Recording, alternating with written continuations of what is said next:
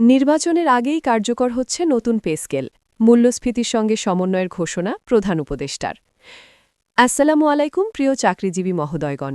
নবম পে স্কেলের আপডেট যদি সবার আগে পেতে চান তাহলে আমাদের এই চ্যানেলটি সাবস্ক্রাইব করে ভিডিওতে লাইক করে দেন। নির্বাচনের আগেই নতুন পে স্কেল কার্যকর করার ঘোষণাটি দেশের সরকারি চাকরিজীবী পেনশনার এবং তাদের পরিবারের জন্য এক ঐতিহাসিক মুহূর্ত হিসাবে বিবেচিত হচ্ছে। দীর্ঘদিন ধরে যে প্রত্যাশা, যে অপেক্ষা, যে অনিশ্চয়তা সবকিছুর অবসান ঘটিয়ে প্রধান উপদেষ্টা স্পষ্ট করে জানিয়েছেন, এই পে স্কেল কেবল একটি বেতন কাঠামো নয়, এটি মূল্যস্ফীতি, জীবনযাত্রার ব্যয় এবং বাস্তবতার সঙ্গে সরাসরি সমন্বয় করে তৈরি একটি মানবিক ও অর্থনৈতিক সিদ্ধান্ত। গত কয়েক বছরে দেশের সাধারণ মানুষ যে বাস্তবতার মধ্য দিয়ে গেছে তা নতুন করে ব্যাখ্যার প্রয়োজন নেই। নিত্য প্রয়োজনীয় পণ্যের দাম বেড়েছে, বাসা ভাড়া বেড়েছে, চিকিৎসা ও শিক্ষার খরচ বেড়েছে, যাতায়াত ব্যয় বেড়েছে, কিন্তু সেই তুলনায় সরকারি চাকরিজীবীদের বেতন কাঠামো দীর্ঘদিন ধরে স্থবির ছিল। ফলে বেতন ও ব্যয়ের মধ্যে এক গভীর ফাঁক তৈরি হয়েছিল। নতুন পে স্কেল সেই ফাঁক কমিয়ে আনার একটি বাস্তব পদক্ষেপ। প্রধান উপদেষ্টার ঘোষণায় সবচেয়ে গুরুত্বপূর্ণ যে বিষয়টি উঠে এসেছে তা হল মূল্যস্ফীতির সঙ্গে সরাসরি সমন্বয়। এর অর্থ এই পে স্কেল কেবল কাগজে কলমে বেতন বাড়ানোর পরিকল্পনা নয়, বরং বাজারের বাস্তব চিত্রকে সামনে রেখে তৈরি। অর্থাৎ একজন কর্মচারী বা কর্মকর্তা যে বেতন পাবেন তা যেন বাস্তবে তার জীবনযাত্রায় ইতিবাচক প্রভাব ফেলে, এই বিষয়টি এখানে মুখ্য। নতুন পে স্কেলে বেসিক বেতনের কাঠামো নতুনভাবে সাজানো হয়েছে। নিম্ন গ্রেড থেকে শুরু করে উচ্চ গ্রেড পর্যন্ত প্রতিটি স্তরে বেতনের ব্যবধান যুক্তিসঙ্গতভাবে নির্ধারণ করা হয়েছে। এতে একদিকে যেমন নিম্ন আয়ের কর্মচারীরা বড় স্বস্তি পাবেন, অন্যদিকে অভিজ্ঞ ও দায়িত্বশীল কর্মকর্তাদের মর্যাদা ও প্রাপ্যতাও নিশ্চিত হবে। দীর্ঘদিন ধরে যে অভিযোগ ছিল এক গ্রেড থেকে আরেক গ্রেডে পার্থক্য যথেষ্ট নয়, নতুন কাঠামোতে সেই অসামঞ্জস্য অনেকটাই দূর করা হয়েছে।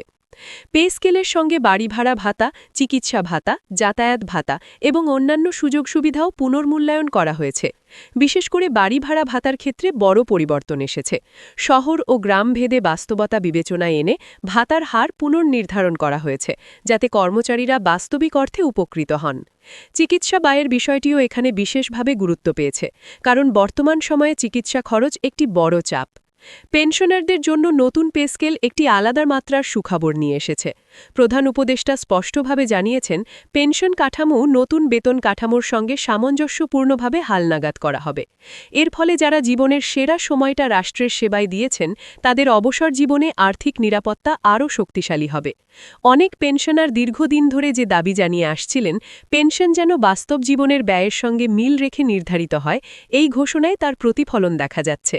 নির্বাচনের আগেই এই পে স্কেল কার্যকর করার সিদ্ধান্তের রাজনৈতিক ও সামাজিক গুরুত্বও কম নয়। এটি একদিকে সরকারের আত্মবিশ্বাসের প্রকাশ, অন্যদিকে জনগণের প্রতি দায়বদ্ধতার বার্তা। সাধারণত বড় অর্থনৈতিক সিদ্ধান্তগুলো নির্বাচন পরবর্তী সময়ে নেওয়া হয় এমন একটি ধারণা ছিল, কিন্তু এখানে নির্বাচন আগেই কার্যকর করার ঘোষণা দিয়ে দেখানো হয়েছে এই সিদ্ধান্ত কোনো রাজনৈতিক কৌশল নয়, বরং একটি নীতিগত ও মানবিক অবস্থান। এই পে স্কেল কার্যকর হলে দেশের সামগ্রিক অর্থনীতিতেও এর প্রভাব পড়বে। সরকারি চাকরিজীবীদের ক্রয় ক্ষমতা বাড়লে বাজারে চাহিদা বাড়বে, ব্যবসা বাণিজ্যে গতি আসবে, ছোট ও মাঝারি উদ্যোক্তারা উপকৃত হবেন। অর্থাৎ এটি শুধু সরকারি কর্মচারীদের জন্য নয়, পুরো অর্থনৈতিক চক্রের জন্য একটি ইতিবাচক প্রভাব ফেলবে। একই সঙ্গে প্রধান উপদেষ্টা এটাও পরিষ্কার করেছেন যে এই পে স্কেল বাস্তবায়নের ক্ষেত্রে অর্থনৈতিক শৃঙ্খলা বজায় রাখা হবে। অর্থাৎ অতিরিক্ত চাপ সৃষ্টি করে নয়, বরং পরিকল্পিত ও দায়িত্বশীল বাজেট ব্যবস্থাপনার মাধ্যমে এটি কার্যকর করা হবে।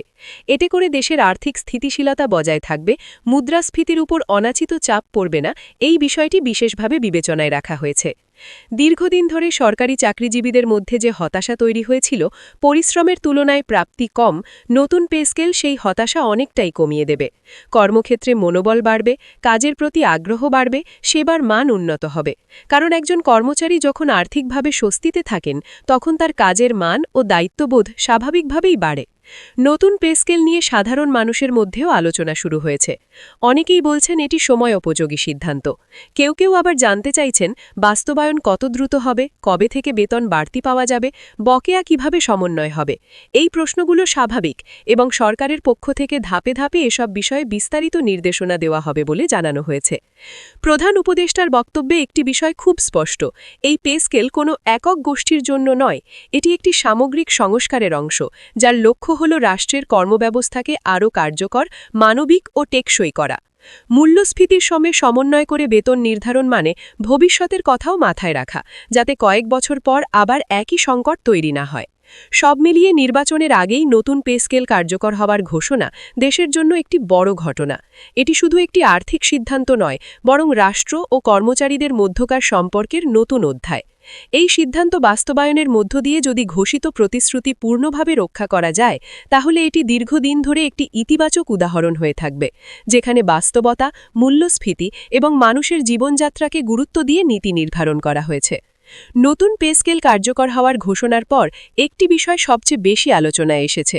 এই সিদ্ধান্ত সাধারণ কর্মচারীর দৈনন্দিন জীবনে ঠিক কিভাবে প্রভাব ফেলবে। কারণ এতদিন অনেকেই মনে করতেন বেতন বাড়লেও বাস্তবে তার সুফল খুব বেশি পাওয়া যায় না। কিন্তু এবার মূল্যস্ফীতির সঙ্গে সরাসরি সমন্বয়ের কথা বলা হওয়ায় সেই ধারণায় পরিবর্তন আসছে। প্রথমত, বাজারের নিত্য প্রয়োজনীয় পণ্যের দামের সঙ্গে বেতনের সম্পর্ক নতুন করে ভাবা হয়েছে। চাল, ডাল, তেল, সবজি, বিদ্যুৎ বিল, গ্যাস বিল সবকিছুর খরচ বেড়েছে।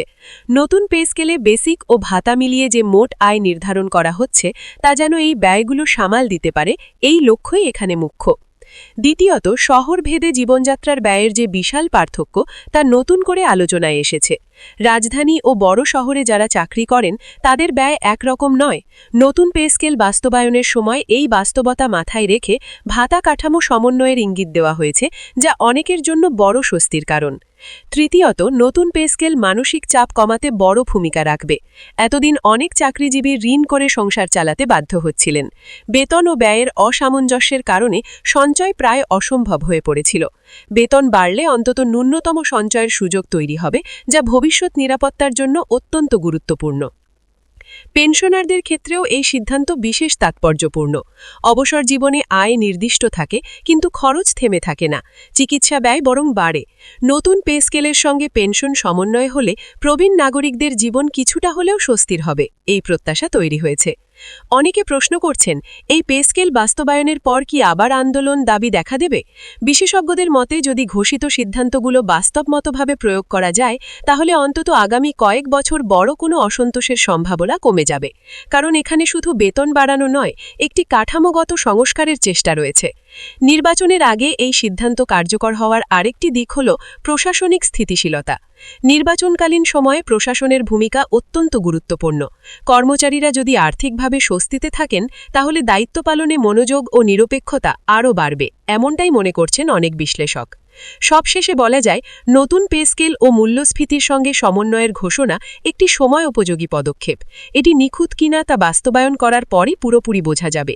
তবে এই সিদ্ধান্ত যে লাখো মানুষের মনে নতুন আশার সঞ্চার করেছে, তা অস্বীকার করার সুযোগ নেই।